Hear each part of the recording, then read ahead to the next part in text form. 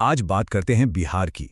एक ऐसा राज्य जहां दशकों से एक सवाल पूछा जा रहा है, और वो ये कि यहां हालात आखिर बदलते क्यों नहीं हैं। यही है वो बड़ा सवाल।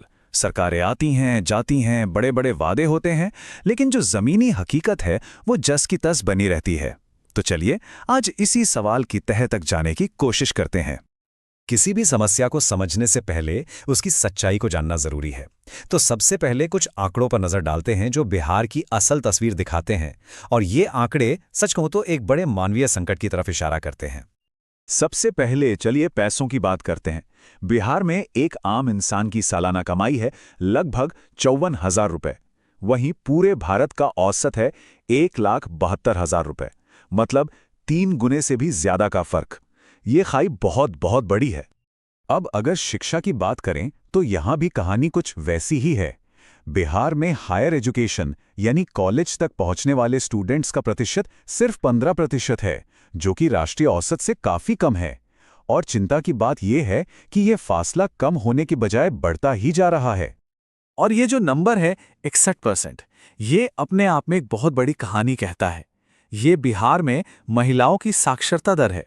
मतलब आज भी बिहार में लगभग 40% महिलाएं पढ़ लिख नहीं सकती। ये एक बहुत बड़ी चुनौती है।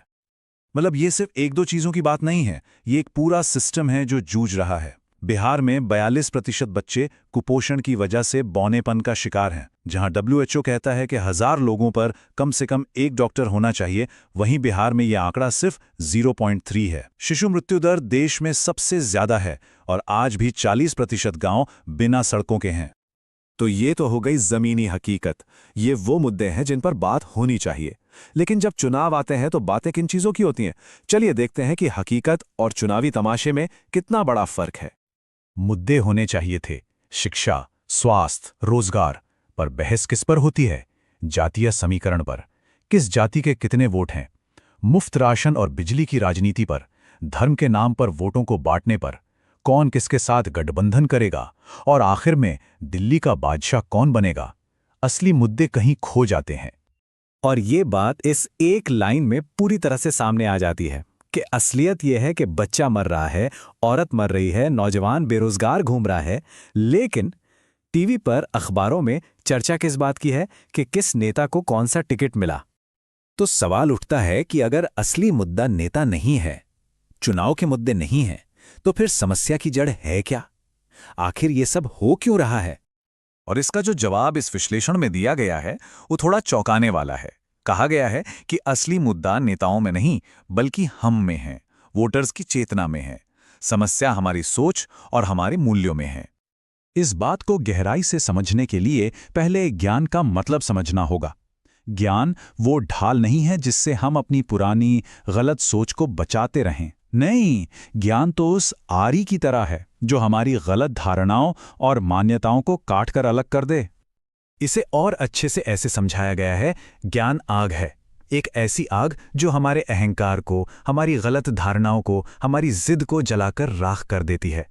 सच्चा ज्ञान हमें बदल देता है, हमें और विनम्र बनाता है। और यहीं पर बिहार का सबसे बड़ा पैराडॉक्स है। बिहार जो कभी नालंदा और विक्रमशिला जैसे ज्ञान के केंद्रों की भूमि था, आज उसी विरासत के बोझ तले कहीं ना कहीं दबा हुआ है।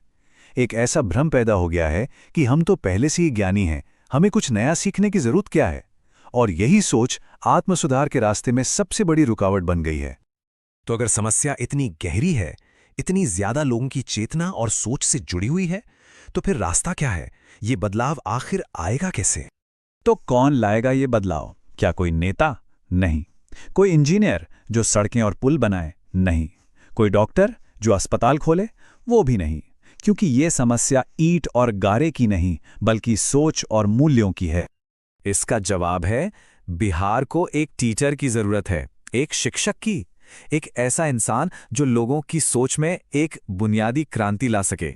और इस टीचर का काम सिर्फ किताबी ज्ञान देना नहीं होगा। उसका काम होगा एक नया, एक सही वैल्यू सिस्टम बनाना। एक ऐसी सोच पैदा करना जहां लोग जाति और धर्म के चश्मे से दुनिया को देखना बंद करें और शिक्षा, स्वास्थ्य और इंसानियत को सबसे ज्यादा अहमियत दें। और आखिर में एक बहुत ही गहरी और सोचने पर मजबूर करने वाली बात कही गई है। जो बिहार को बदलना चाहते हैं, उन्हें पहले बिहारी को बदलना होगा। क्योंकि जब तक अंदर से सोच के स्तर पर बदलाव नहीं आएगा, तब तक बाहर का कोई भी बदलाव अधूरा और अस्थायी ही रहेगा।